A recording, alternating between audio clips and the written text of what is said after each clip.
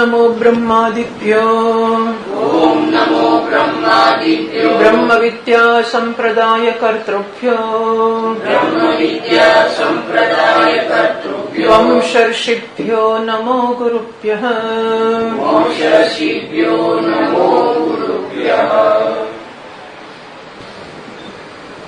બૃહદારણ્યક ઉપનિષદના બીજા અધ્યાયના પહેલા બ્રાહ્મણના 17 મંત્ર આપણે કર્યા છે. તો કાશીના રાજા અજાતશત્રુ અને ગાર્ગ્ય બાલાકી એમની વચ્ચેના સંવાદની વાત શરૂ થઈ છે. ગાર્ગ્ય બાલાકી ઘણો વિદ્વાન હતો અને એ અજાતશત્રુ પાસે આવ્યો. આવીને એણે ઘોષણા કરી કે હું તમને બ્રહ્મનો ઉપદેશ કરીશ. અજાતશત્રુ તો ખુશ થઈ ગયો, બહુ સરસ. કોઈ આવીને બ્રહ્મની વાત કરે તો આનંદની વસ્તુ છે. અને બધા બ્રહ્મની વાત માટે જનક પાસે જ જાય છે. તો આજે કોઈ મારી પાસે આવ્યું એટલે કે બ્રહ્મ જ્ઞાનીઓ કે બ્રહ્મ ચર્ચા રસિકોના ક્ષેત્રમાં મારું નામ પણ ઉજળું થયું ને, એટલા માટે હું તને 1000 ગાયો દાનમાં આપું છું. માત્ર આટલા જ માટે કે ત્યાં આવીને મને વાત કરી કે તું બ્રહ્મનો ઉપદેશ કરીશ. અને પછી ગાર્ગ્ય ઉપદેશ કરવાની શરૂઆત કરે છે અને ઘણા બધા પર્યાયોમાં એ ઉપદેશ કરે છે. આજે આદિત્યમાં પુરુષ છે એને હું બ્રહ્મ તરીકે ઉપાસના કરું છું. અજાતશત્રુ કહે છે ના ના, એના વિષયમાં તો વધારે ના કહીશ, હું જાણું જ છું. અને હું શું જાણું છું એ પણ એને કહ્યું કે પોતે શું શું જાણે છે. કદાચ ગાર્ગ્ય ન જાણતો હોય એવું પણ એ જાણે છે. અને આમ આદિત્ય પછી ચંદ્ર, વિદ્યુત, અગ્નિ, જળ, આદર્શ લરિસ વગેરે ઘણા બધા પર્યાયોમાં ઘણી બધી જગ્યાએ એણે પોતે જે ઉપાસના કરે છે એનું કથન કર્યું. પણ બધી તો સગુણ બ્રહ્મની ઉપાસનાઓ હતી. એટલે અને પાછી બધી ગાર્ગ્ય અજાતશત્રુ પણ જાણતો હતો. એટલે ગાર્ગ્ય જયારે આ બધું એને આવડતું બધું એને ખાલી કરી નાખ્યું. પછી ચૂપ થઈ ગયો. તુષ્ણીમ આસ, એ ચૂપ થઈ ગયો. ત્યારે સહોવાચ અજાતશત્રુ હું, ત્યારે અજાતશત્રુ કહે છે બસ એતાવદ્ધિ હતી, આટલી તને ખબર છે? નહીં, એતાવતા વિદિતમ ભવતી હતી. તને લાગતું હોય કે આટલું જાણવા દ્વારા તો મોટો બ્રહ્મજ્ઞાની છે, તો આનાથી કઈ જ્ઞાની ન થઈ જવાય. સહોવાચ ગાર્ગ્ય ઉપત્વાયાની હતી. અને ત્યારે ગાર્ગ્ય કહે છે હું આપના શરણે જાઉં છું, આપનું શરણ પ્રાપ્ત કરું છું.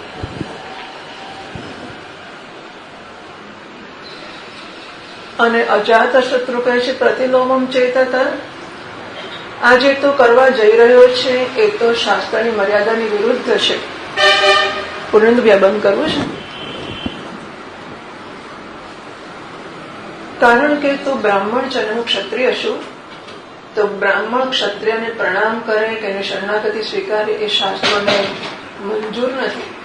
એ બ્રાહ્મણનું સ્થાન જે ઉચ્ચ છે ઉચ્ચ રહેવું જ જોઈએ.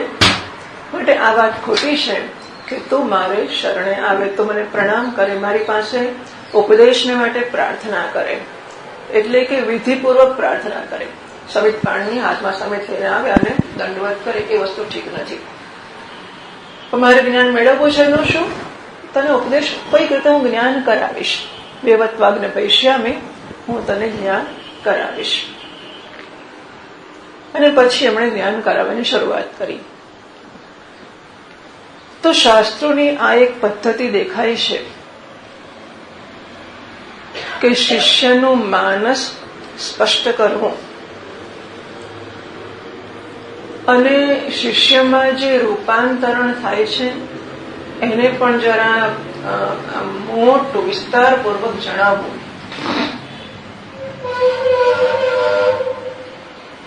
અર્જુન અને ભગવાનમાં પણ આવું થયું.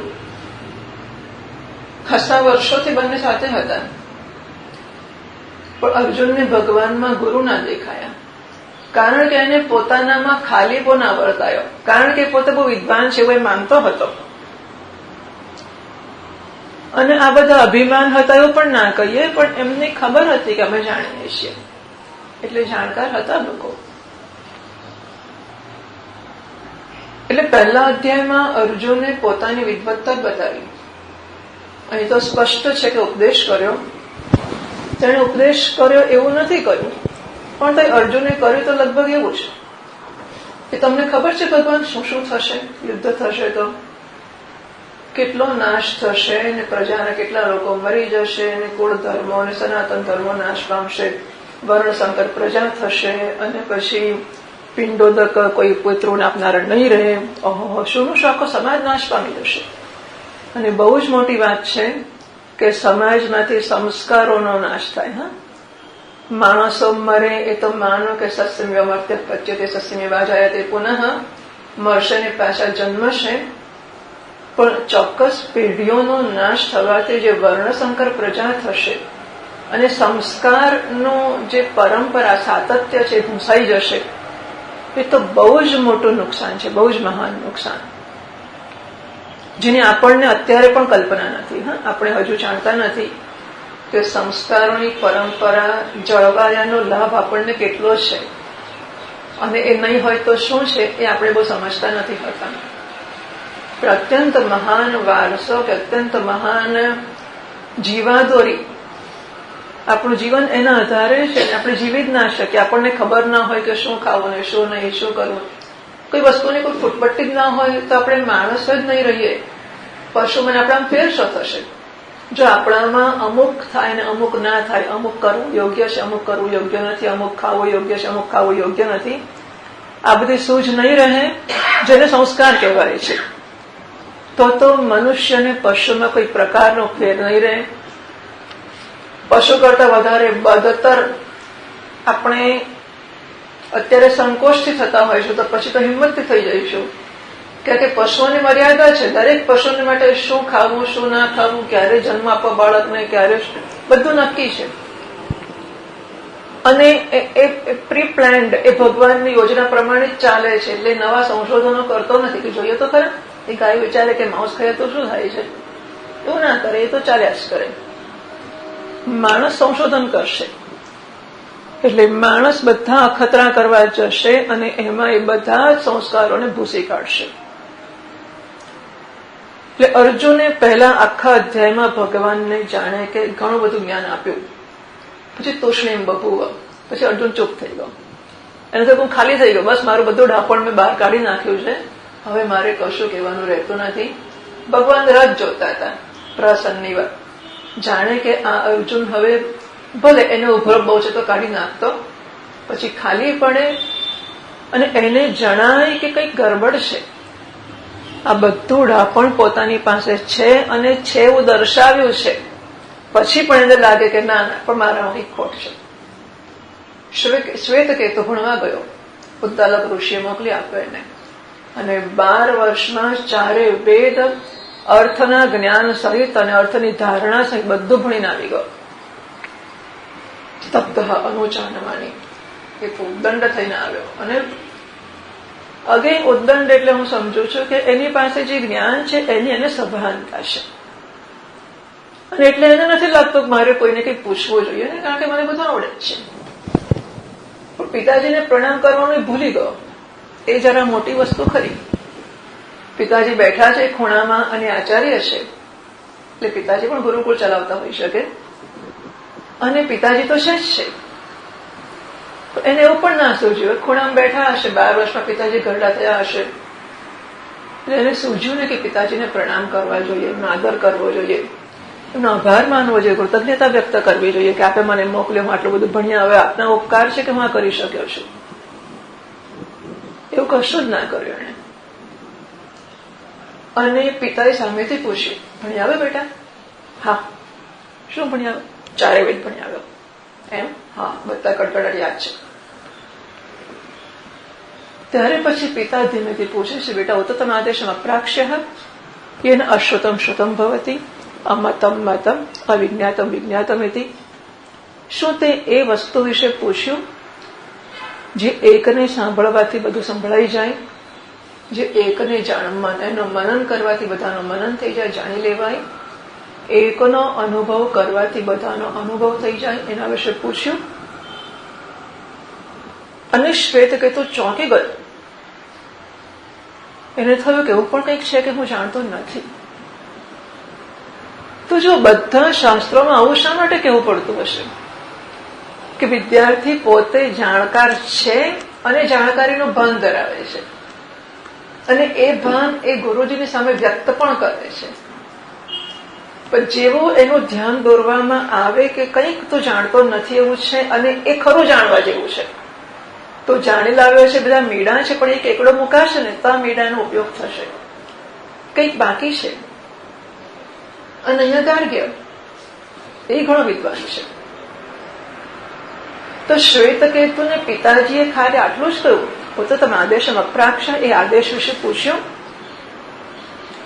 તો આ આદેશ શબ્દ વાપર્યો એ મહત્વનો છે. ત્યાં ટીકાકારો ભાષ્યકારો કહે છે આદિશ્યતે આદેશ, આદેશ કે પેલી વસ્તુ પૂછી, પેલી વાત પૂછી, એવું તેવું કહી શક્યા હોત, પણ આદેશ કયો? આદેશ એટલે જેના વિશે ઉપદેશ આપવામાં આવે છે, જે ગુરુજી દ્વારા કહેવામાં આવે છે, તે એના વિશે પૂછ્યું. તે એટલે એનાથી એને સમજ પડી કે આ ગુરુજી પાસે જાણવા જેવી વસ્તુ છે, એમને નહીં થઈ શકે. અને ગુરુજી પેલા પાસે જવું પડશે પાછું, એ તો જાણે લાંબુ પડશે. આ સામે મારા પિતાજી આચાર્ય છે, ગુરુજી છે.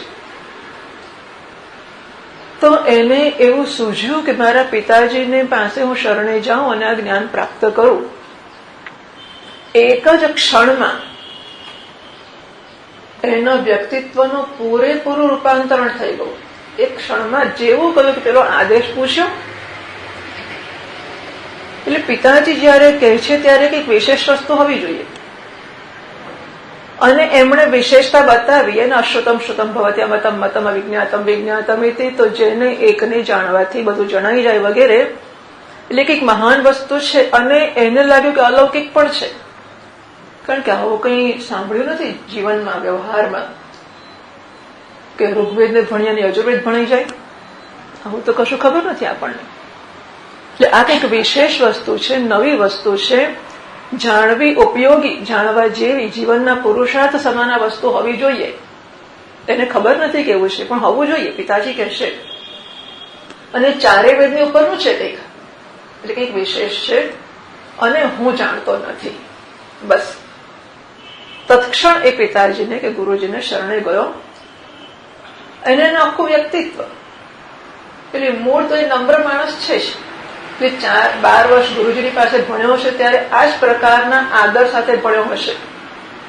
એને પેલા ગુરુજી પાસે આવો જ આદર દાખવ્યો હશે, ભગવાન કહીને વાત કરતો હશે, આદરથી વાત કરતો હશે, અને એમની સૂચનાઓનો એ 100% અમલ કરતો હશે. બરાબર? આ બધું તો હતું જ. એ બધાની આડે પેલું હું કંઈક શું એટલું જ આવી ગયું. બાકી એનામાં જિજ્ઞાસા છે, સાત્વિકતા છે, જ્ઞાન માટેનો પ્રેમ, અત્યંત તીવ્ર પ્રેમ, કે આ તો મારે જાણવું જ છે. અને દુનિયામાં જે કંઈ જાણવા જેવું હોય બધું જાણવું છે, એવું પણ હશે. 4 વેદ ભણ્યા આવે એટલે શું? એટલે બધું એને શીખવું છે. એ શીખવા માટેની યોગ્યતાને બધું જ છે. માત્ર એક જરાક એવું આવી ગયું કે મને બધું આવડી ગયું છે. અને જેવું એ આવરણ ખસ્યું, બધું આવડે છે, કે તરત પેલા બધા ગુણો એનામાંથી બહાર આવ્યા. એટલે જુઓ, શિષ્ય તરીકેના આ બધા ગુણો તો હતા જ અર્જુનમાં પણ. અર્જુન પૂરો નમ્ર છે, વિવેકી છે, ભગવાનનો શિષ્યનો આદર કરનારો છે. અને બાલાકી, તો બાલાકીને જેવી ખબર પડી કે મને આગળ નથી આવડતું, એતાવનનું ઇતિ, બસ આટલું જ. અને આને અભિમાન કહેવાય કે અભિમાન જાગ્રત, એ મને નથી આવડતું, ના ના, એ તો ના જ ચાલે, મારે શીખવું છે. તો આ બહુ મહત્વની વસ્તુ છે કે આપણા મનમાં આવી એક ઝંખના જન્મે, અને સર્વગ્રાહી, એટલે બાકીની બધી ઝંખનાઓને ખાઈ જનારી, બધી ઈચ્છા માત્સ્ય ન્યાયના, મોટા સ્વામીજી મહારાજ કહેતા કે માત્સ્ય ન્યાયના એક સરોવરમાં એક મોટો માછલો હોય, નાનાને ખાઈ જાય, એનથી મોટો એને ખાઈ જાય, એનથી મોટો એને ખાઈ જાય, એનથી મોટો એને ખાઈ જાય. સૌથી મોટો માછલો છે બધા માછલાને, પછી એને માટે બહુ બચ્યા ના હોય, થોડા થોડા બચ્યા હોય, છેલ્લા 2-4 મોટા માછલા બચ્યા, એને આ મોટો માછલો ખાઈ જાય.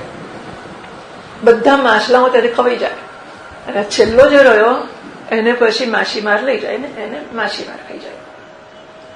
એમ આ બ્રહ્મની જિજ્ઞાસા એવી જન્મે કે દુનિયાભરની બાકીની બધી જ ઈચ્છાઓને, અહીં તો જિજ્ઞાસાઓને, એટલે સાત્વિક વ્યક્તિત્વ થયું ત્યારે એક તો જરૂરિયાત થઈ જ ગઈ કે એની રાજસ અને તામસ ઈચ્છાઓ કરતા સાત્વિક ઈચ્છા ચડિયાતી છે. બરાબર છે?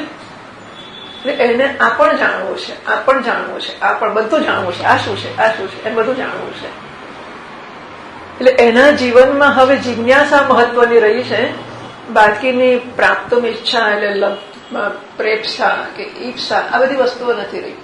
આ મેળવું ને અહીંયા જવું ને આ ભોગવું ને આ કરું ને આ કરું ને પેલું, એ બધી ઈચ્છાઓ તો જાણે શાંત. એટલી મોટી જિજ્ઞાસા, એટલું સાત્વિક વ્યક્તિત્વ છે કે સત્વ એટલે સુખમાં કે જ્ઞાનમાં જોડે છે. અને એ જિજ્ઞાસાઓ બધી એ બ્રહ્મની જિજ્ઞાસા વડે ખવાઈ જાય. બરાબર? વ્યક્તિત્વ એટલું સાત્વિક રહ્યું છે હવે એને જાણવા સિવાય કશામાં રસ નથી. અને એ જાણવામાં પણ બ્રહ્મની જિજ્ઞાસા એટલી મોટી બને કે હવે એને પેલો તારો કયો છે કે ચંદ્ર કયો છે એ જાણવામાં રસ નથી. મંગળ પર કોણ ગયું ને ક્યારે ગયું ને ચંદ્ર પર કયું યાન ગયું ને કયા ઇલેક્શનમાં કોણ જીત્યું ને કોણ હાર્યું ને કોઈ વસ્તુની એની ચિંતા. હવે એને આ એક જ વસ્તુ જાણવી છે. એટલે બાકીની બધી જિજ્ઞાસાઓ પણ બ્રહ્મની જિજ્ઞાસા વડે ખવાઈ જાય. બરાબર? આવું થાય ત્યારે જ બ્રહ્મની જિજ્ઞાસા એ બ્રહ્માસ્ત્ર કે બ્રહ્મ જ્ઞાન વડે પૂરી થશે, અવગતિ પ્રાપ્ત કરશે. ત્યાં સુધી નહીં થાય. એટલે આ બધા વર્ણનો આટલા કરે છે આપણે જાણવા માટે છે કે આપણે જાણવું જોઈએ. અને શ્વેત કેતુને બધા જ લોકો, કદાચ એનો અર્થ એવો પણ છે કે એ વખતની ટ્રેડિશન હતી, એ પરંપરામાં લોકો સમજતા જ હતા કે ગુરુજી પાસે જવું એટલે શું. કૃષ્ણને સુદામા સાંદીપની ઋષિ પાસે ગયા પછી લાકડા કાપવા જવાનું એટલે જવાનું, અને તે બધા સરખા જ હોય. રાજાનો છોકરો હોય કે નોકરનો છોકરો હોય કે બ્રાહ્મણનો છોકરો હોય કે ક્ષત્રિયનો છોકરો, બધા સરખા. તો હવે આટલા વરસાદમાં રાતે કે લાકડા કાપવા જવાતું હશે? આવી કોઈ વસ્તુ હોતી જ નથી. એટલે ગુરુજીની પાસે ગયા પછી એમનો પૂરો સ્વીકાર આ વસ્તુઓ એ ટ્રેડિશનમાં હોવી જોઈએ. બાકી માણસે આવડતું ના હોય, પણ દરેક શિષ્ય ગુરુજી પાસે જઈને સરખું જ વર્તન કરે છે. શરણાગતિ સ્વીકારે, આદર કરે, પ્રણામ કરે, સૂચનાનું પાલન કરે.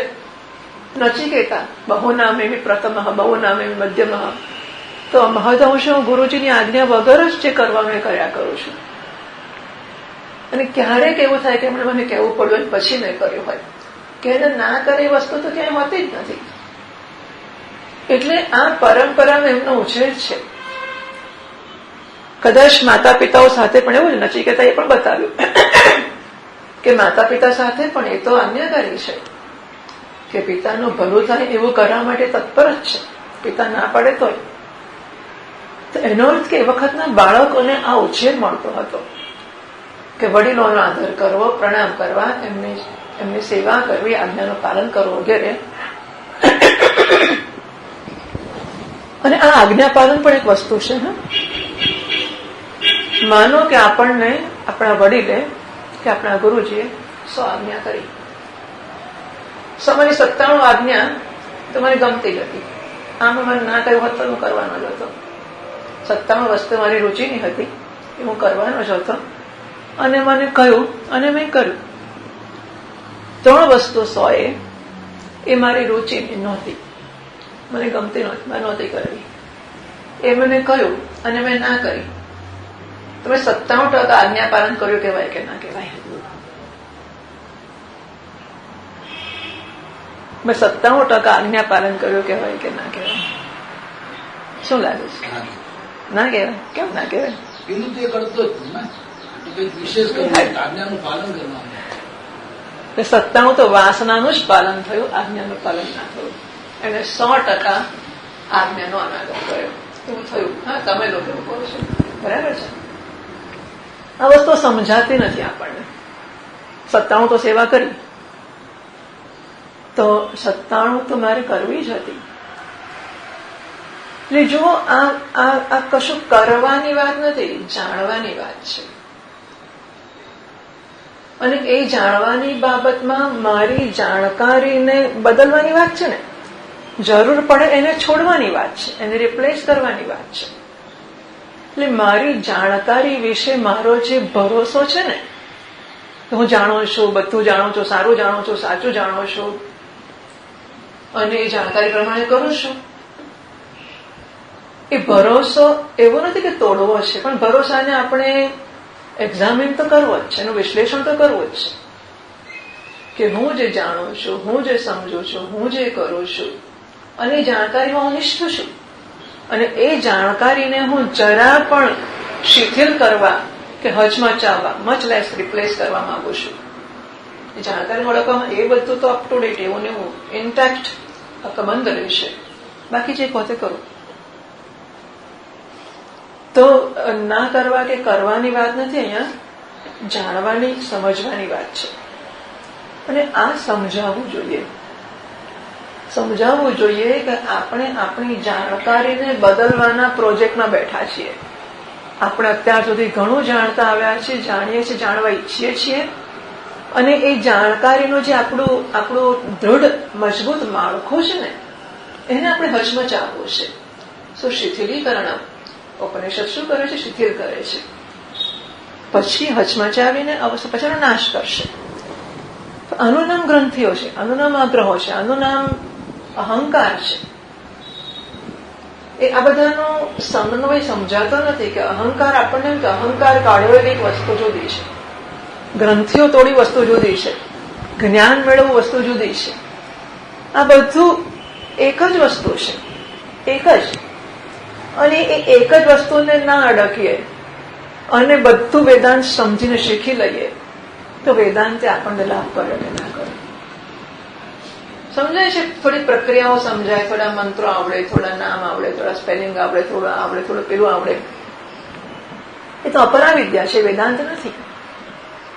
પરાયયાત અક્ષરમાંથી ગમ્યતે, પરાવિદ્યા એ છે જેના વડે એ અક્ષર બ્રહ્મનું જ્ઞાન થાય છે. અને આપણને જ્ઞાન છે જ અત્યારે. હું ના જાણતો હોત ને કે આ ઘડો છે તો તમે કહો એટલે મને જ્ઞાન થાય કે ઘડો છે. આત્માનું તો જ્ઞાન છે જ ને. હું કોણ છું, શું છું, એ જ્ઞાન છે જ મને. અને પાછા એનું જ્ઞાન ગુરુજી આપવાના છે. મને જે છે એનું જ્ઞાન ગુરુજી આપવાના છે. એટલે પછી એમનું જ્ઞાન ને મારું જ્ઞાન, બે જ્ઞાનને શું કરવાના આપણે? એટલે કાં તો મારે એમના જ્ઞાનને કહેવું પડે કે ભાઈ આટલું આપ્યું બહુ છે, વધારે જ્ઞાન ના આપશો, બાકીનું જ્ઞાન મને ખબર છે મારા વિશે. અથવા મારે મારા વિશેના મારા જ્ઞાનને ચકાસવું પડે, અને જો જણાય કે પેલા જ્ઞાનને પ્રવેશ કરવામાં આડું આવે છે તો ધીમે ધીમે સરકાવી દેવું પડે. એટલે આ પ્રોજેક્ટ આખો છે ને એ આપણા મિથ્યા જ્ઞાનને ખસેડવાનો અને નવા જ્ઞાનને પ્રવેશ આપવાનો છે, મારા વિશેના જ્ઞાનને. હું વિશેના સબ્જેક્ટિવ આધ્યાત્મિક વિદ્યા છે, માટે મારે મારા વિશે જાણવાનું છે. એટલે શ્વેતકેતુ કે ગાર્ગ્ય કે અર્જુન કે બધા જ વિદ્યાર્થીઓ સોમ ભગવત શોચામી તમામ ભગવાન શોકસ્ય પારમ તારયતો. નારદ મને ગયા સનત કુમારો પાસે, અને હું તો 64 વિદ્યાનો જાણકાર છું, બધું મને આવડે છે. પણ નારદ મને એટલા નસીબદાર કે એમને જ ખબર હતી. સોહમ ભગવત શોચામી મંત્ર વિદેવાસ્મી ન આત્મગીતા. હું મંત્રને જાણનારો છું પણ આત્માને જાણનારો નથી. તો જો આ સમજાવવું બહુ, અને મેં કીધું મેં બહુ નાજુક વસ્તુ છે. કારણ કે શિક્ષકે જ કહેવું પડે કે તું મારો લાભ લે. આદેશ શબ્દ વાપર્યો ઉદ્દાલક ઋષિએ, તો શ્વેતકેતુ સમજો તે ઉદ્દાલક ઋષિનું નસીબ. બાકી આદેશ શબ્દથી શ્વેતકેતુ ના સમજો હોત તો ઉદ્દાલક શું કરે? આદેશ શબ્દથી શ્વેતકેતુને સમજ પડી ગઈ કે આ ગુરુજી પાસેથી મેળવવાની વસ્તુ છે. એ કે આટલા વેદો ભણ્યો છે, મને બધું આવડે, મારી બહેન જઈને વાંચી લઈશ. તો ગુરુજી શું કરે? એમનો પ્રોજેક્ટ આખો પેલું શું કહેવાય, સુરસુર્યો થઈ જાય. એટલે આદેશ શબ્દમાં એ સમજ્યો. એટલે ગુરુજીની અર્જુન આટલા વર્ષોથી ભાઈબંધી છે એમની, કેવી ભાઈબંધી છે. વિહાર શય્યાસન ભોજનેશુ હે કૃષ્ણ હે યાદવ હે સખેતી, ભાઈબંધ છે કૃષ્ણ. કેમ કાલે આમ કર્યું તું, કેમ કાલ મોડો, કેમ મારા આગળ સુઈ ગયો, મન મૂકીને કેમ ખાધું, આવું બધું કહેતા હશે એ લોકો પરસ્પર. ભાઈબંધી ને કહેવાય. આમ કેમ ને પેલું કેમ નહીં, ભાઈબંધી બધું કરી શકાય. અને એ જયારે ભાઈબંધીનો દાવો કરતો હોય ત્યારે કૃષ્ણ કે તો એ તારો ભાઈબંધ લાગુ છું, હું તારો ગુરુ છું. એ અર્જુન ને કૃષ્ણ કેવી રીતે કે, અને કહે તો અર્જુન સાંભળે માણસ. એટલે નારાયણની કેટલી કૃપાએ અર્જુન પર પણ કૃષ્ણ પર થવું પડે. હા, શિષ્ય પર તો ખરું, પણ ગુરુ પર નારાયણની કૃપા થવી જોઈએ કે એનો શિષ્ય સમજી શકે કે આપણે આ ભાઈબંધી કરીએ છીએ, ભાઈબંધ નથી આપણો, એનો કંઈક લાભ વિશેષ લઈ શકાય. જવું અને ગપ્પા મારણા હો કરીને જોક્સ કરવી, મહાત્માઓ પાસે જોક્સ કહી, કારણ કે એમને જોક્સ કહી પડે ક્લાસમાં, જરૂર પડે થોડી જોક્સની. એટલે સાંભળે, હસીને ખડખડાટ હસીને સાંભળે. એટલે આપણે જોક્સ કરીએ ને આમ તેમ, પછી ક્લાસ શરૂ થાય એટલે હવે સામે જગ્યાએ વાર જવું પડશે, ટાઈમ થઈ ગયો છે, જય શ્રી કૃષ્ણ, પ્રસાદ લઈને જતો રહે, પૂરો થાય એટલે પાછો આવી જાય. તો સત્સંગ છે બધું કરે, પણ સત્સંગમાં એ ગુરુજી કરે તો કરે શું, એમને એમ કે 2-5 વર્ષ પ્રસાદ આપ કરીશું, 6ઠે વર્ષે થશે ચાલો અંદર જઈએ. પણ જેવું ના થાય તો ગુરુજી કઈ ના કરી શકે. એટલે નારાયણની ગુરુજી પર બહુ કૃપા જોઈએ કે એમના કૃષ્ણના સ્વામી સંકેત શબ્દ વાપરતા હતા, કે ગુરુજીનો સંકેત, કે ગુરુજીનું સૂચન, કે ગુરુજીનો જરા કંઈક ઈશારો. પેલો હવે ઈશારો ની પેલો કહે કે અલે સાંભળ, તોય ના સાંભળે તો પછી તો ગુરુજી શું કરવાના છે. એટલે આવું સમજી શકે શિષ્ય એ બહુ જ મોટી ઘટના છે, બહુ જ મહાન ઘટના છે. અને આવું થયા એ સમજાવવું જોઈએ અને સમજાવવું જ જોઈએ. નહીતર આ વસ્તુઓ પછી કરશે. આ વાઇટલ અત્યંત જીવંત પ્રક્રિયા છે વેદાંતનું શ્રવણ. એટલે આજે નહીં તો કાલે, નહીં તો કોઈક વર્ષે, નહીં તો કોઈક વર્ષે, નહીં તો કોઈક જન્મે કામ કરશે. પણ સ્વામીજી મહારાજ કહે છે કે બંને they have to meet, A meeting point. જો બંનેનો પ્રયત્ન હશે અને બંને વિધેયક રીતે, એટલે પોઝિટિવલી આ વસ્તુ માટે સભાન હશે, પ્રયત્નશીલ હશે, તો બંનેનો મીટિંગ પોઈન્ટ વહેલું આવશે. તો that works very good. A combination બહુ સરસ કામ કરશે. એટલે શિષ્યના મનમાં આ સમજાય, અને જો સમજાય તો પછીની પ્રક્રિયાથી એ પહેલેથી જાણકાર હોવો જોઈએ. ના હોય તો એ પાછળ અત્યારે શીખવું પડે. જ્ઞાન પ્રાપ્ત કરવું હોય તો પછી કેવી રીતે, તો શ્વેત કેતુએ શું કર્યું, ધૃપ્ત બાલાકીએ શું કર્યું, એમ નામ જ ગર્વિષ્ઠ બાલાકી, છતાં એણે શું કર્યું, અને નચિકેતાએ શું કર્યું. પિતાજી ગુરુજી હતા, એમણે કહ્યું કે મર. તો આ વળી હું સમજો છે એમના મનમાં. હા, હું કહે છે એક તો તમારા ભલા માટે હું કહું છું કે મારી જાતનું દાન કરું, મને મરવાનું કહો છો, શું સમજો તમારા મનમાં. નચિકેતાએ નથી કર્યું એવું. અને નારદ મુનિ આટલી વિદ્યાના જાણકાર જઈને રડતા રડતા બેસી ગયા, શોમ ભગવશો છે, ભગવાન બહુ શોકમાં છું અત્યારે, આત્માનું જ્ઞાન આપો. તો આ બધી વસ્તુઓ સમજાય અને આપણે એક્ઝેક્ટલી શેને માટે આવ્યા છીએ એ સમજીએ, અને પછી એને અનુરૂપ આપણો વ્યવહાર થાય, અનુરૂપ વ્યવહાર થાય. અત્યંત અનિવાર્ય છે. જો ઇમોશનલી પ્રેમ જન્મે તો એ બહુ જ સરસ વસ્તુ છે. થાય છે શું કે આપણે જરા વડીલો થઈ ગયા એટલે હવે પ્રેમ આપણને કઈ જાજો થતો નથી, સમજ્યા. આવે અંદરથી પ્રેમની ભૂખ બહુ હોય છે. હા, અંદરથી બહુ હોય છે, બહારથી કદાચ દંભ કરતા શીખી ગયા હોઈશું. આપણે પરિપક્વતા કે મેચ્યોરિટી એને જ કહેવાતી હશે કે આપણે હસ્તો મળું રાખી શકીએ, બહારથી વ્યવહાર કરી શકીએ, અને અંદરથી પ્રેમના ખૂણા ખાલી રહી ગયા હોય એવું બનતું જ હોય છે. કે emotional needs also we have. કોઈ પ્રેમ કરે, કોઈ હાથ ફેરવે, કોઈ પૂછે કે કેમ છો, શું ચાલે છે, બરાબર છે, તબિયત સારી છે, આવું તેવું કોઈ કરે, સારું લાગે આપણને. એવી પણ નીડ્સ રહી જતી જ હોય છે. અને એટલા માટે જો આપણને ગુરુજી પ્રત્યે એવો પ્રેમ જન્મે, ઉત્તમ વસ્તુ છે. કારણ કે એ આપણને ઢાળવા માટે નિમિત્ત બને છે. પ્રેમીને માટે પ્રિય પોતાનું છોડ, પ્રિયને માટે પ્રેમી પોતાના આગ્રહો, પોતાના ખ્યાલો, પોતાના ગમા છોડવા તૈયાર હોય. તને શું ગમે? ચાલ તારે માટે તું જે કહેતે કોઈ. એકવાર આવું પણ કહી શકીએ આપણે કે ગુરુજી તમે કોઈ મંજૂર, 100% મંજૂર. એક દાડો તો કહીએ, બીજી દાડો ફરી જઈએ ને પાછા. એ તો કાલને આજે ક્યાં કહીશ, કાલે કહ્યું તું ને આજે શું છે? એટલે જુઓ, આ બધા પાસા આપણી નોંધની બહાર છે, પણ જે કોમ્બિનેશન થતા હશે, અગર આવી જરૂરિયાત હોય, પણ મહદઅંશે આજકાલ હોય જ હશે. અને એટલા માટે પ્રેમ પણ થાય એ મહત્વની વસ્તુ છે. જો સમજાય કે મારે નમ્ર હોવું જોઈએ, પ્રશ્ન નથી આવતો. અને ગુરુજીના ઢાંચામાં ઢળવું જોઈએ, ઢળવું જ જોઈએ, બીજો સવાલ જ નથી. સ્વામીજી મહારાજ કહે છે કે સારથ્ય સોંપીએ છીએ ત્યારે એનો અર્થ એવો થાય છે કે હવે મારી બુદ્ધિથી તમે કામ કરશો. આ બુદ્ધિ આ છે. અત્યાર સુધી આ બુદ્ધિનું શાસન અને સંચાલન નિયંત્રણ હું કરતો હતો, હવે ગુરુજીની વિચારધારા આ બુદ્ધિનું સંચાલન કરશે. સારથ્ય સોંપવાનો, અર્જુન સારથી બનાવે ને ભગવાનને, તો સારથી બનાવવાનો અર્થ એ છે કે હવે આ ઇન્સ્ટ્રુમેન્ટ દ્વારા તમે એમાંથી કામ કરશો. એટલે કે મારી વાસનાઓને એમાંથી બહાર આવવાની છૂટ હું નહીં આપું, એને બાજુએ રાખીશ. આ સમજથી થાય તો પ્રશ્ન જ નથી. પણ આ પ્રેમ નામની વસ્તુ એ કામ લાગી શકે કે આપણને પ્રેમ થાય કે એમનું શું થશે, શું ખાશે, શું પીશે ને વગેરે વગેરે.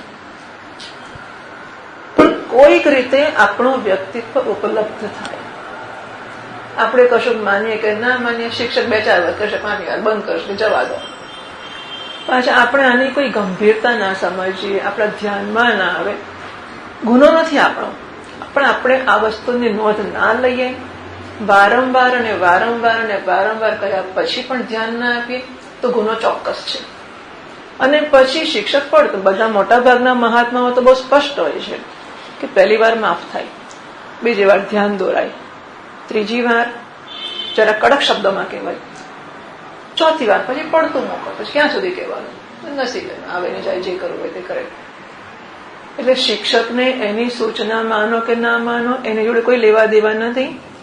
પણ આપણે આપણા આગ્રહો કે વાસનાઓથી ધીમે ધીમે ધીમે છૂટા થતા જઈએ તો જ આ કામ આગળ ચાલી શકે એવું છે.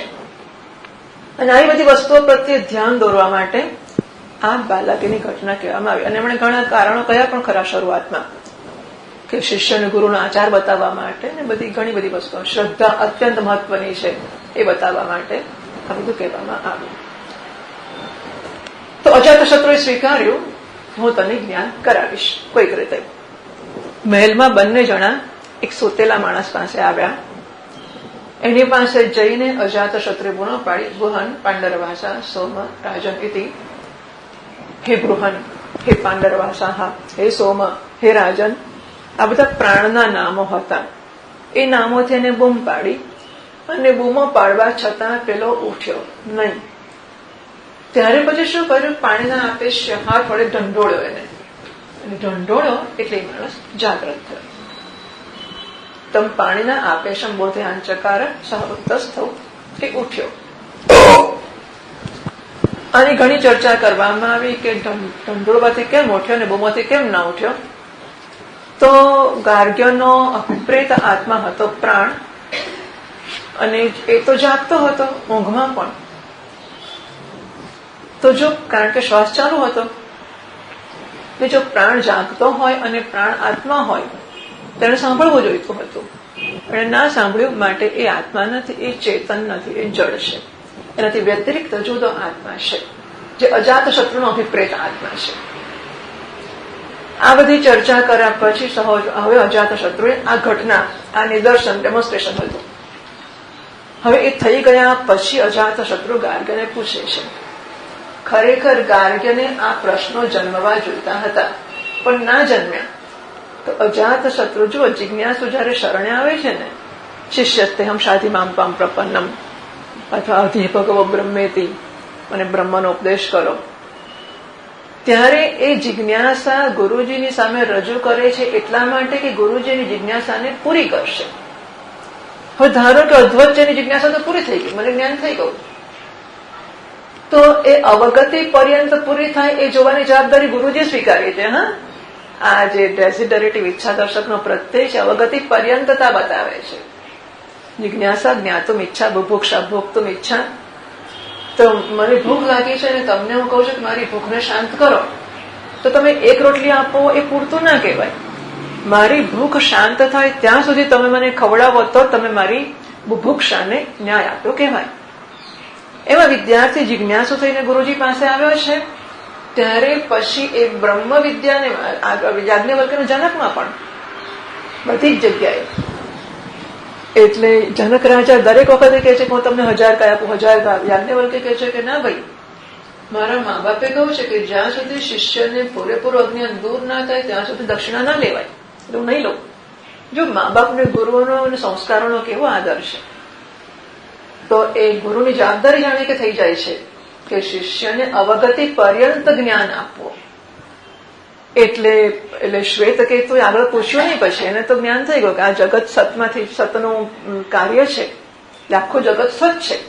આટલો ઉપદેશ થયો, આટલું જ્ઞાન થયું એટલે શ્વેતકેતુ તો સંતોષ થઈ ગયો. તો પછી પિતાજી ફરી શરૂ કરે છે, ઉદ્દાલક ઋષિ, કે નહીં એવું નહીં, હજુ આગળ જાણવાનું છે.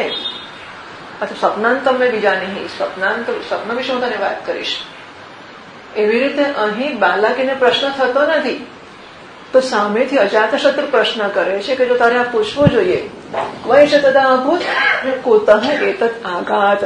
આ સુઈ ગયો હતો ત્યારે માણસ ક્યાં હતો, એક અધિકરણ શું હતું, એ ક્યાં સુઈ ગયો હતો, અને કુતઃ એતદ આઘાત એ શેમાંથી આવ્યો, અપાદાન વિષયક પ્રશ્ન એ કુતઃ એતદ આઘાત એનાથી પૂછવામાં આવ્યો. 16મી કંડિકામાં આ પ્રશ્નો પૂછ્યા અને પ્રશ્નો સમજાવ્યા. 17મી કંડિકામાં સહોવાચ અજાતશત્રુઃ યત્ર એષ એતત્ સુપ્તઃ અભૂત ય એષः વિજ્ઞાનમય પુરુષઃ તદ એષાં પ્રાણાનાં વિજ્ઞાનેન વિજ્ઞાનમ આદાય ય એષः અંતર્હૃદયાકાશ તસ્મિન શેતે. અજાતશત્રુએ કહ્યું કે વખતે એ જ્યાં સૂતેલો હતો, ય એષ વિજ્ઞાન, આ વિજ્ઞાનમય પુરુષ, તદ એષાં પ્રાણાનાં વિજ્ઞાનન વિજ્ઞાનમ આદાય, તો પ્રત્યેગાત્મા ચિદાભાસ અને કરણો એ બધામાંથી પ્રાણો એટલે કે વાઘાદિક પ્રાણાનામ વિજ્ઞાનમ એટલે સ્વસ્થ વિક્ષય પ્રકાશ અને સામર્થ્યમ, તો બધા કરણો કે ઇન્દ્રિયોને એમના વિષયોને પ્રકાશિત કરવાના એમના સામર્થ્ય સાથે લઈને ય એષા અંતર્હૃદય આકાશ, આ જે પ્રત્યેગાત્મા સ્વરૂપ આકાશ છે એમાં એ શયન કરે છે, લીન થઈ જાય છે. ભૌતિક આકાશની વાત નથી, કારણ કે એને આ વિશેષણો લાગુ નથી પડતા, પણ પ્રત્યેક આત્મા રૂપે આકાશ એમાં એ શયન કરે છે, લીન થઈ જાય છે. તાન્યદા ગૃહ્ણાતિ અર્થ એતત્ પુરુષ સ્વપીતિ નામ. એ જયારે આ બધી ઇન્દ્રિયોને કે કરણોને પોતાનામાં લઈને લીન થઈ જાય છે ત્યારે એનું નામ, એટલે કે તમે શા આધારે કહો છો કે ત્યારે પોતાનામાં લીન થયો છે. તો બીજો એમણે એને માટેનો પુરાવો આપ્યો કે સ્વપીતિ એવા નામથી એ ઓળખાય છે. જો બધા ઉપનિષદોનો થોડો પરિચય હોય ને, અને અહીં સ્વપીતિ ચાલે છે ત્યારે ત્યાં છાંદોગ્યમાં ચાલે છે, અનુભૂતિ પ્રકાશમાં આ જ સ્વપીતિ ચાલ્યો. હા, અત્યારે કાયવરો શિબિરમાં અનુભૂતિ પ્રકાશમાં શ્વેતકેતુને ઉદ્દાલક જ, અને એમાં આ જ સ્વપીતિની જ ચર્ચા થઈ. આશ્રમમાં છાંદોગ્યમાં આ ચાલે છે અને અહીં પણ સ્વપીતિ. તો સ્વપીતિ એટલે સ્વમ અપીતો ભવતી. એક તો સ્વપીત એટલે સુએ છે, એટલે તિંગંત ક્રિયાપદ ગણો તો સ્વપ ધાતુમાંથી સ્વપીતિ, ગમમાંથી ગચ્છતિ, દૃશ્યમાંથી પશ્યતિ, ચલમાંથી ચલતી, પટમાંથી પઠતી, સ્વપમાંથી સ્વપીતિ. તો સૂતો છે, એ સીધી વસ્તુ છે. પણ ના નિરુક્તથી સ્વ અને પીતિ આવા કંઈક જુદા પાડ્યા, અને સ્વમ અપીતો ભવતી એ પોતાનામાં લીન થઈ ગયેલો છે એવો અર્થ કાઢ્યો. મૂઢ લોકો માટે તો સ્વપીતિ એટલે સુઈ ગયો છે, પણ વિવેકી લોકો સમજે છે કે સ્વપીતિ એટલે માત્ર સુઈ ગયો છે નહીં, સ્વપીતિ એટલે એ પોતાના સ્વરૂપમાં લીન થઈ ગયો છે એવું સ્વપીતિથી કહેવા માંગે છે. તદગૃહિત તદા ગૃહિત પ્રાણો ભવતી, ત્યારે એના પ્રાણ પણ લીન થયા છે. ગૃહિતા વા ગૃહિતમ ચક્ષુ ગૃહિતમ શ્રોત્રમ ગૃહિતમ મનઃ, આ બધી ઇન્દ્રિય બધા કરણ એના લીન થઈ ગયા છે. આ ચર્ચા થઈ. હવે 18મી કંડિકામાં આગળ ચાલતા 460મા પાના પર ટીકાકાર કહે છે, અન્વય વ્યતિરેકાભ્યામ વાગાદિ ઉપાધિકમ આત્મનઃ. 460મું પાનું છે.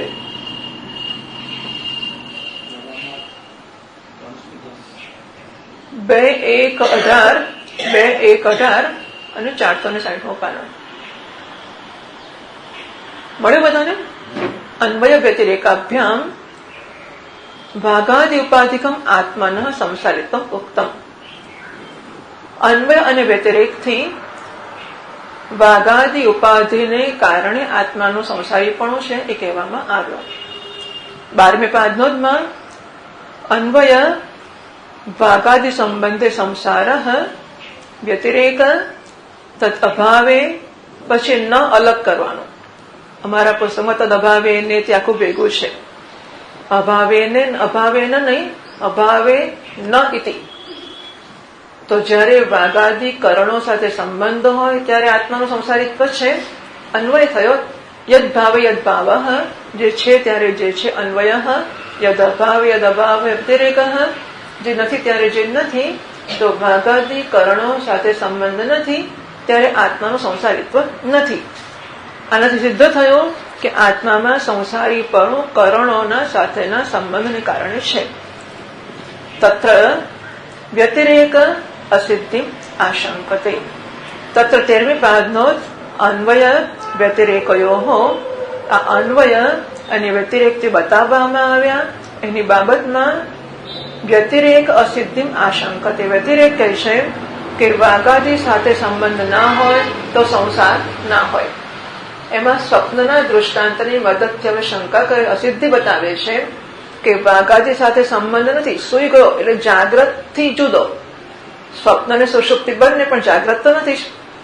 જાગ્રતમાં વાઘાદિ કરણ સાથે સંબંધ છે ત્યારે સંસારિત્વ છે, અને જાગ્રત સિવાયની અવસ્થામાં જ્યાં વાઘાદિ કરણ સાથે સંબંધ નથી ત્યાં સંસારિત્વ ના હોવું જોઈએ. પણ એવું નથી થતું. સ્વપ્નમાં આ વાઘાદિકરણ જાગ્રતના સાથે સંબંધ નથી તો પણ સંસારિત્વ તો છે જ, માટે વ્યતિરેક સિદ્ધ થતો નથી. એ શંકા કરે છે. ભાષ્યકાર કહે છે નનુ દર્શન લક્ષણાયામ સ્વપ્ન અવસ્થાયામ કાર્યકરણ વિયોગે અપી સંસાર ધર્મિત્વમ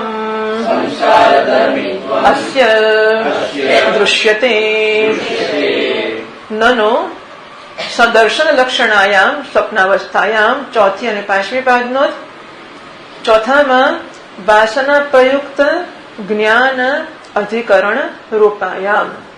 તો સ્વપ્ન ધાતુ છે ને એ શયન અને સ્વપ્ન બંનેના અર્થમાં છે. ગુજરાતીમાં સ્વપ્ન જોવું એટલે સ્વપ્ન જોવું, જે સુષુપ્તિ કરતા જુદું છે જ ગુજરાતી ભાષામાં. અને સુઈ જવું એટલે જાગવું, સ્વપ્ન જોવું ને સુઈ જવું, આ સ્પષ્ટ છે. સંસ્કૃતમાં સ્વપ્ન ધાતુ સ્વપ્ન જોવું અને શયન કરવું બંને અર્થમાં છે. એટલે જયારે સ્વપ્ન કહેવામાં આવે ત્યારે સ્વપન એટલે શું સમજવું? ઊંઘવું સમજવું કે સ્વપ્ન જોવું સમજવું? એટલા માટે પછી સ્વપ્નને સુષુપ્તિ કરતા જુદું પાડવા માટે યત્ર સુપ્તોને કંચન કામમ કામય તેને કંચન સ્વપ્નમ પશ્યતિ. તો જયારે સુઈ ગયેલો કોઈ કામના કરતો નથી ને સ્વપ્ન જોતો ને, સુઈ ગયેલો ના જ કામના કરે ને, પણ સુઈ ગયેલો પણ કામના કરે છે સ્વપ્નમાં. એટલા માટે યત્ર સુપ્તોને કંચન કામમ કામય તે એમ કહીને સ્વપ્નને સુષુપ્તિને જુદી પાડવામાં આવે છે. એમ અહીં પણ સ્વપ્નનું વિશેષણ વાપર્યું. સ્વપ્ન એટલે સુષુપ્તિનું એવું સમજવાનું. સુષુપ્તિ પણ કેવી સુષુપ્તિ? દર્શન લક્ષણ સુષુપ્તિ, જ્યાં દર્શન ચાલુ છે એવી સુષુપ્તિ, એટલે કે સ્વપ્ન. તો વાસનાથી પ્રયુક્ત જ્ઞાન જેનું અધિકરણ છે એવી આ સ્વપ્નાવસ્થા. 5મી પાદનોદમાં સુષુપ્તિ વ્યાવૃત્તયે વિશેષણમ. દર્શન લક્ષણાયામ સ્વપ્નાવસ્થાયામ, આ દર્શન લક્ષણાયામ એ વિશેષણ થયું સ્વપ્નાવસ્થાનું. સ્વપ્નાવસ્થાનો અર્થ સ્વપ્ન સુષુપ્તિ બંને થશે. એટલા માટે એમાંથી સ્પષ્ટ રીતે સુષુપ્તિમાંથી બાદ કરીને સ્વપ્નની વાત કરવા માટે દર્શન જેનું લક્ષણ છે એવી, એટલે કે વાસનાથી પ્રયુક્ત. કારણ કે સ્વપ્નમાં આપણી વાસનાઓ જાગ્રતને લઈને ગયા છે, એ વાસનાઓ નવ જગત ઉભું કરે છે, એનું દર્શન તો થાય છે. સુષુપ્તિમાં એ પણ થતું નથી. એટલે સુષુપ્તિ કરતા સ્વપ્નને જુદું પાડવા માટે સુષુપ્તિ વ્યાવૃત્તયે વિશેષણમ, તો દર્શન લક્ષણાયામ એ વિશેષણ સુષુપ્તિની બાદબાકી માટે છે. જાગર વ્યાવૃત્તયે તત્ર પ્રયુક્તાંતમ, એવું જ છે બધામાં. એ શું છે આપણને ખબર નથી. હા, જાગ્રતની વ્યાવૃત્તિ માટે તત્ર પ્રયુક્તાંતમ. એટલે કાર્યકરણ વિયોગે પી, ખબર નહીં એનું કયું વિશેષણ છે. તો 4 અને 5 કાર્યકરણ વિયોગે પી સંસાર ધર્મિત્વ અસ્ય દૃશ્યતે. 6 5 નો સુખાદિમત્વ. તો એ જાગતો હતો ને જાગવામાં તો બહુ સુખ દુઃખ અને જાત જાતનું ચાલતું હતું. ઊંઘી ગયો એટલે એમ કે હાશ છૂટ્યા, તો નથી છૂટતો પાછો. સ્વપ્નમાં એવો સુખી દુઃખી થાય છે. એટલે સંસારિત્વ એનું ગયું નહીં ને. સંસારિત્વ એટલે શોક અને મોહ, સુખ અને દુઃખ એ સંસારિત્વ છે. એ તો જોવા મળે જ છે. કેવી રીતે જોવા મળે છે? તો ભાષ્યકાર કહે છે યથાચ જાગરિતે સુખી દુઃખી બંધુવિયુક્ત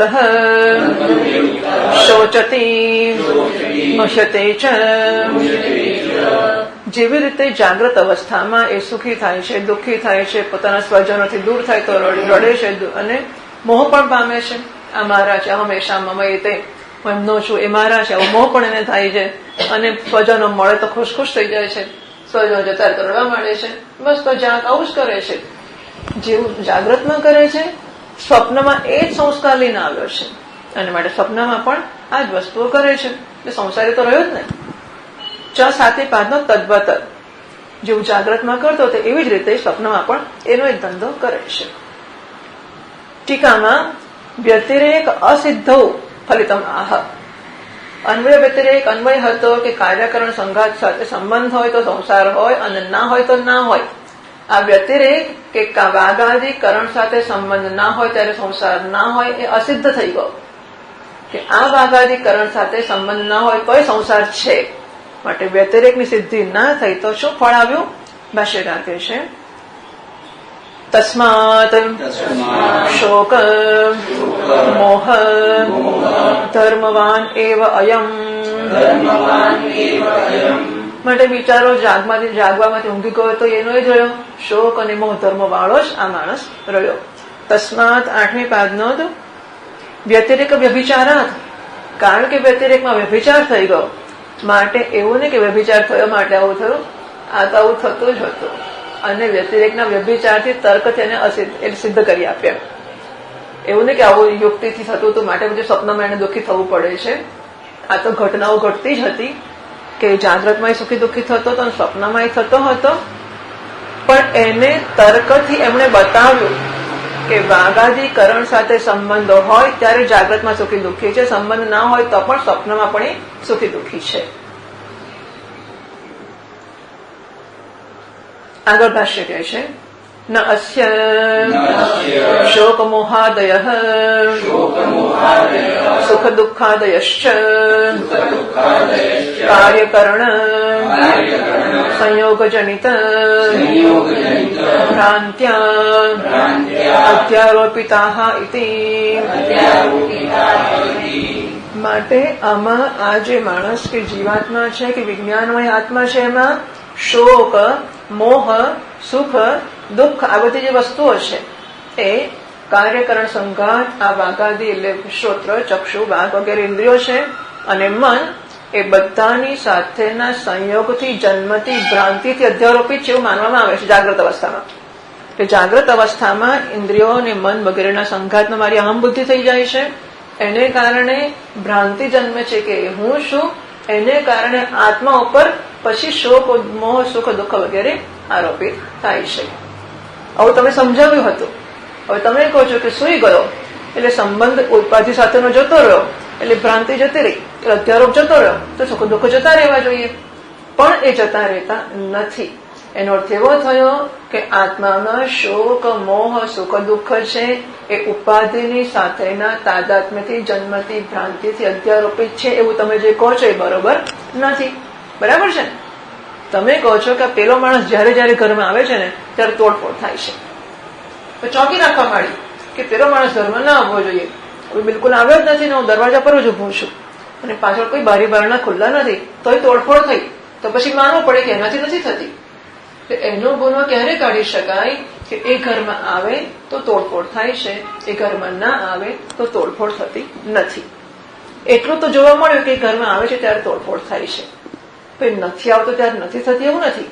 એનો અર્થ કે એ ઘરમાં હોય ત્યારે બીજો કોઈ કરતો બની શકે, એટલે એ તોડફોડ માટે જવાબદાર છે એવું કહી શકાય નહીં. એવી રીતે ઉપાધિમાં સંબંધ થવાને કારણે શોક, મોહ, સુખ, દુઃખ વગેરે જન્મતા હોય એવું જાગ્રત અવસ્થામાં માનવામાં આવે છે. એ બરાબર નથી, કારણ કે સ્વપ્નમાં આવો સંબંધ ના હોય ત્યારે પણ હું સુખી, દુઃખી, શોક, મોહ વાળો તો હોઉં છું. ટીકાકાર કહે છે, સ્વપ્નસ્ય રજ્જુ સર્પવત મિથ્યાત્વેન વસ્તુધર્મત્વ અભાવાત ન આત્મનઃ સંસારિત્વમ ઇતિ ઉત્તરમ આહ. તો સ્વપ્ન છે એ રજ્જુ સર્પની જે મિથ્યા છે, માટે વસ્તુધર્મત્વ અભાવાત, વસ્તુ એટલે આત્મા, માટે આત્માનું જો અહીંયા જે ચાલી રહ્યું છે એ જાગ્રત અવસ્થા આપણે જાણીએ છીએ કે જાગ્રત પણ મિથ્યા છે. વેદાંતની દ્રષ્ટિમાં જાગ્રત પણ મિથ્યા છે, સ્વપ્ન પણ મિથ્યા છે.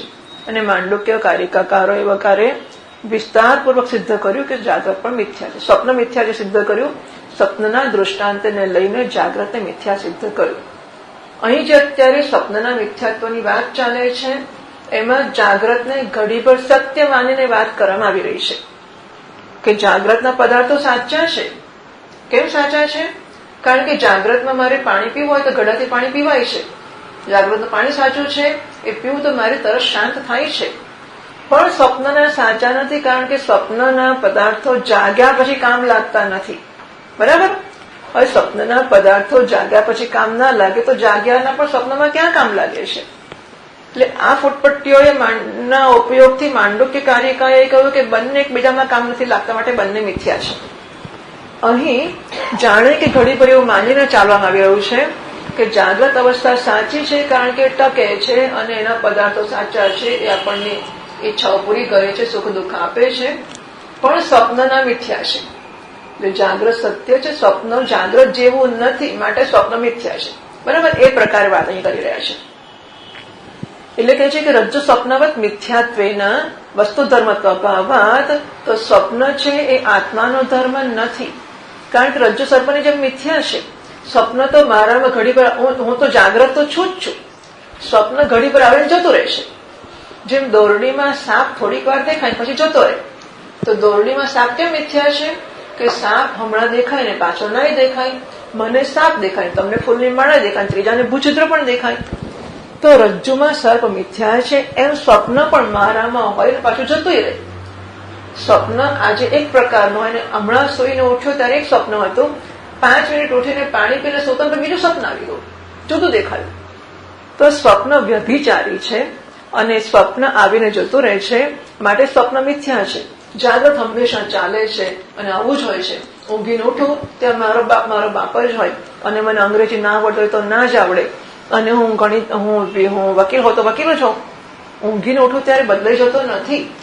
એટલે જાગ્રત સ્થાયી છે, જાગ્રત એવું ને એવું જ છે, જાગ્રત સત્ય છે, સ્વપ્ન એના જેવું નથી, એ રજ્જુ સર્પ જેવું છે, માટે સ્વપ્ન મિથ્યા છે. બરાબર? અત્યાર પૂરતી આ પ્રકારની વાત ચાલે છે. એટલે વસ્તુ ધર્મ તો અભાવાત ન આત્માનો સંસારિત્વમ, એટલે જાગ્રતમાં શોક, મોહ, સુખ દુઃખ જન્મે સાચા છે. એટલે ખરેખર હું શોક મોહ વાળો સુખી દુઃખી છું, પણ સ્વપ્નના સુખ દુઃખથી હું સુખી દુઃખી થતો નથી, એટલે એ ખોટા છે. સ્વપ્નમાં શોક મોહ અને સુખ દુઃખ જન્મે છે એ ખોટા છે, જાગ્રતના જન્મે છે સાચા છે. અને માટે સ્વપ્નના શોક મોહ કે સુખ દુઃખથી હું ખરેખર સુખી દુઃખી કે શોક મોહગ્રસ્ત થતો નથી, માટે હું સંસારી થતો નથી. જાગ્રતના શોક મોહથી સંસારી કહેવાઉં કે થાઉં છું, સ્વપ્નનાથી થતો નથી. એટલે ઉત્તરમ આહ, એ ઉત્તર ભાષ્યકાર આપે છે 461 પાના ઉપર. ન વૃષાત્વાત સ્વપ્નસ્ય, કે નહીં વાત નથી કે સ્વપ્નમાં આ આરોપિત થાય છે માટે હું સંસારી રહી જઉં છું, એવું નહીં, કારણ કે સ્વપ્ન તો મિથ્યા છે. એટલે સ્વપ્નના સુખ દુઃખથી હું સંસારી નથી બનતો, જાગ્રતના સુખ દુઃખથી હું સંસારી બનું છું, કારણ કે સ્વપ્ન મિથ્યા છે, જાગ્રત સત્ય છે. આ વસ્તુ કંડિકામાં કહે છે. 18મી કંડિકા વાંચીએ આપણે. यत्र एतत् स्वप्नयाचरति देह अस्य लोकाः तत् उत इव महाराजः भवति उत इव महाब्राह्मणः उत इव उच्च अवचम् निगच्छति यथा महाराजः जानपदान् गृहीत्वा स्वे जनपदे यथा कामम् परिवर्तेत एवम् एव एषः एतत् प्राणान् गृहीत्वा स्वे शरीरे यथा कामम् परिवर्तते सयत्र एतत् स्वप्नयाचरति। तो यत्र एतत् पहली पाद में एतदिति क्रिया विशेषणम एतत् ए चरती क्रिया છે એનું વિશેષણ છે, ક્રિયા વિશેષણ છે. એટલે એતત કોને જોડે જોડવું તો કે છે એતત ચરત એટલે આ વિચરણ કરે છે. આગળ પણ કોઈ છે તદાભૂત કોત એતત આગાત, તો આ આગમન એ ક્યાંથી આવે બરાબર. એટલે બધે એતત ને આવી રીતે જોડ્યું છે. આગળ પણ એવું જ કહ્યું. તો એતત ચરતી આ વિચરણ કરે છે. શેના માટે એવું કહ્યું? વિપ્રકૃષ્ટ વ્યાવૃત્ત. વિપ્રકૃષ્ટ એટલે આ છે ને એનાથી વિપ્રકૃષ્ટ. આ એટલે વર્તમાન, એનું વિપ્રકૃષ્ટ એટલે ભૂતનું કે ભવિષ્યનું. તો ગઈકાલનું વિચરણ અને આવતીકાલનું વિચરણ એ બંનેના વ્યાવર્તન માટે એમણે કહ્યું કે એતત ચરતી. અત્યારની આ ક્ષણની વાત કરીએ છીએ કે અત્યારે જે આ વિચરણ એ કરી રહ્યો છે બરાબર. વિપ્રકૃષ્ટ એટલે દૂર, અને દૂરના વ્યાવર્તન એટલે ભૂતકાળ ને ભવિષ્યકાળના વિચરણના વ્યાવર્તન માટે એતત ચરતી ક્રિયા વિશેષણ વાપર્યું છે. યત્ર સહ સ્વપ્નયા એતત ચરતી. તો સ્વપ્ન વૃત્તિથી જયારે એ આ વિચરણ કરી રહ્યો છે કે આ વ્યવહાર કરી રહ્યો છે, તે અસ્ય લોકાહ એ જે છે એના લોકાહ એટલે કર્મફલાની આ એના કર્મ ફળો છે. એટલે કે સ્વપ્નમાં સ્વપ્ન વૃત્તિથી સ્વપ્નના જગતમાં જે વિચરણ કરે છે એ બધા એના કર્મ ફળો છે. એટલે આપણે એવું માનીએ છીએ કે કેટલાક કર્મ ફળો જાગ્રતમાં પણ ભોગવે છે, કેટલાક સ્વપ્નમાં ભોગવે છે. એટલે એમાં પણ સ્વપ્ન જે આવે છે કે સ્વપ્નમાં જે મહાન કે ખોટી વસ્તુઓ પ્રાપ્ત કરે છે બધી એના કર્મ ફળો ઉભું કરેલું જગત છે એને ભોગવે છે. આવા અનુભવો એ કરે છે. તદ ઉતૈવ મહારાજ ભવતી. એવું પણ બને કે સ્વપ્નમાં એ મહારાજા થઈ જાય. પહેલો મહારાજા, બધાને એવી ઈચ્છા મોટો થઈ જાવ, રાજા થઈ જાવ. બધા રાજાને સલામ ભરે ને હું સલામ ભરું, એવું કેવું મને પણ સલામ ભરે બધા. એટલે સૌથી પહેલી ઈચ્છા માણસ થાય કે મોટો સત્તા વાળો બની જાવ, મહાન બની જાવ. તો જાણે કે મહારાજા જેવો થઈ જાય છે. ઉત ઇવ મહાબ્રાહ્મણ. અને ક્યારેક વળી મહાન બ્રહ્મનિષ્ઠ પુરુષ હોય, બ્રાહ્મણ એવો થાય. એટલે એ જમાનામાં કઈ કઈ વસ્તુ મહાન કહેવાતી હશે નહીં? તો બ્રહ્મનિષ્ઠ પુરુષ હોવું મહાન વસ્તુ છે, મહારાજા હોવું મહાન વસ્તુ છે. ઉતૈવ ઉચ્ચા વચમ નિગચ્છતિ. અને ઊંચી નીચી દેવયોની, અસુરયોની, પશુયોની આ બધામાં પણ સ્વપ્નમાં એ ફરે છે. યથા મહારાજ જાનપદાન ગૃહીત્વા સ્વે જનપદે યથા કામમ પરિવર્તેત. જેમ કોઈ રાજા હોય અને પોતાના પ્રજાજનોને લઈને પોતાના પ્રદેશમાં ફરવા નીકળે નહીં?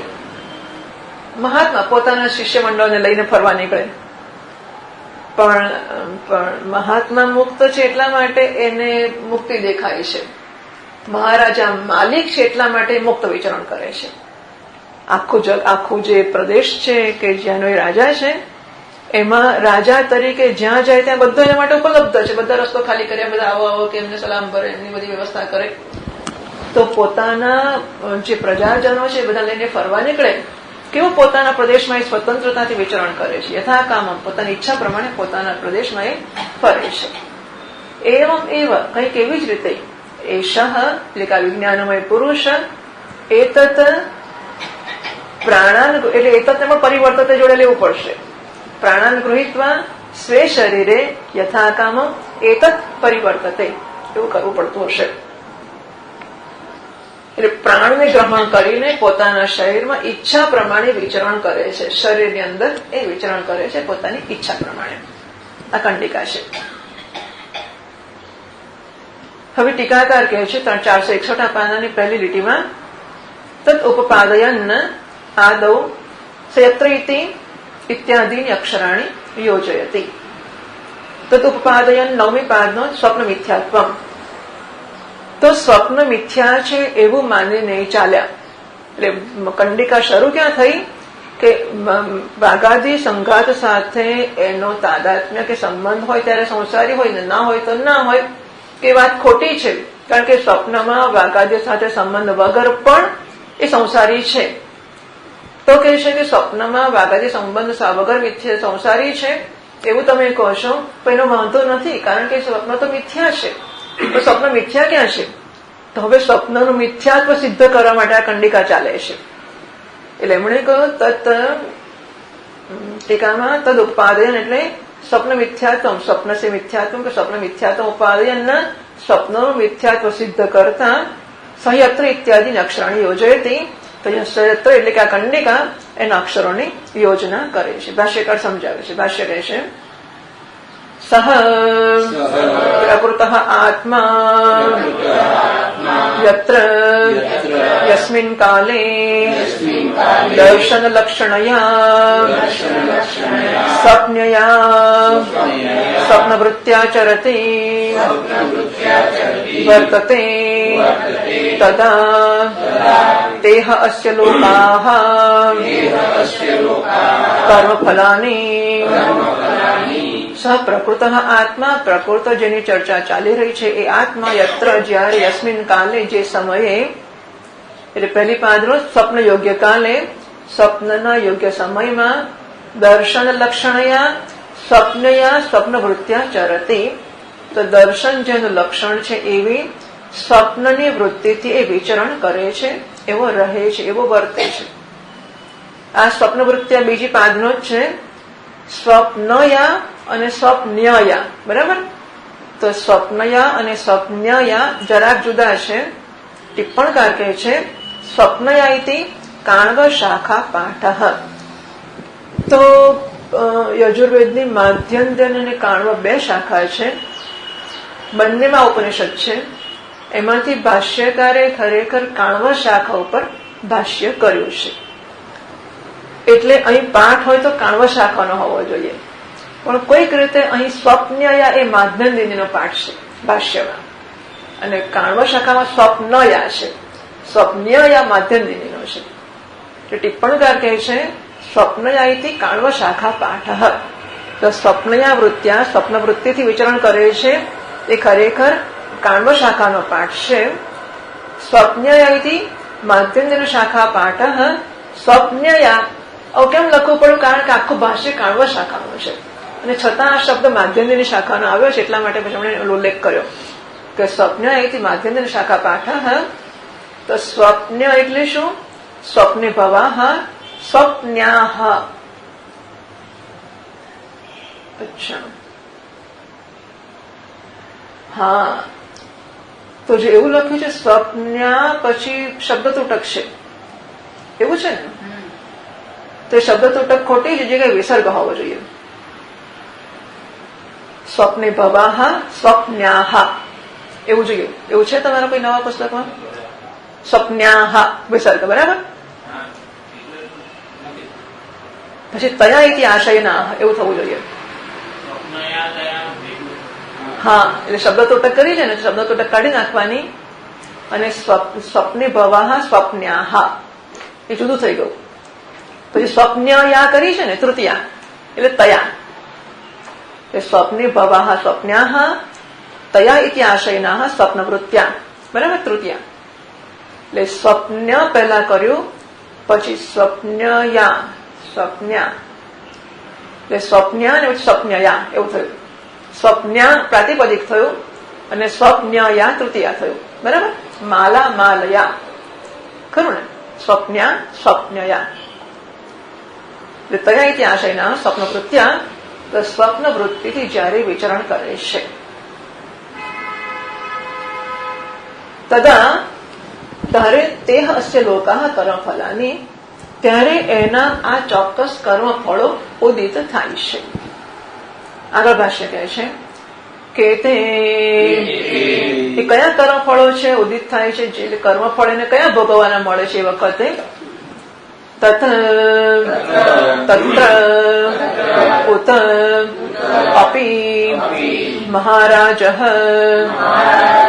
ઇવ ભવતી સહ અયમ મહારાજત્વમ ઇવ અસ્ય લોકઃ ન મહારાજત્વમ એવ જાગરિત ઇવ.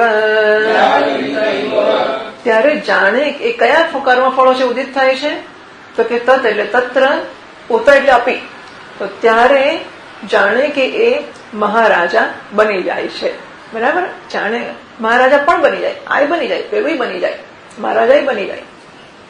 તો કેમ ઈવ કહે છે, જાણે કેવું કેમ કહ્યું? સહ અયમ મહારાજત્વમ ઇવ અસ્ય લોકઃ, મહારાજા બનવા પણ એ એનો લોક કે કર્મફળ છે. અસ્ય આત્મનઃ, આત્માનો કે વિજ્ઞાનમય પુરુષનો અત્યારે આ મહારાજા પણ એનું કર્મફળ છે.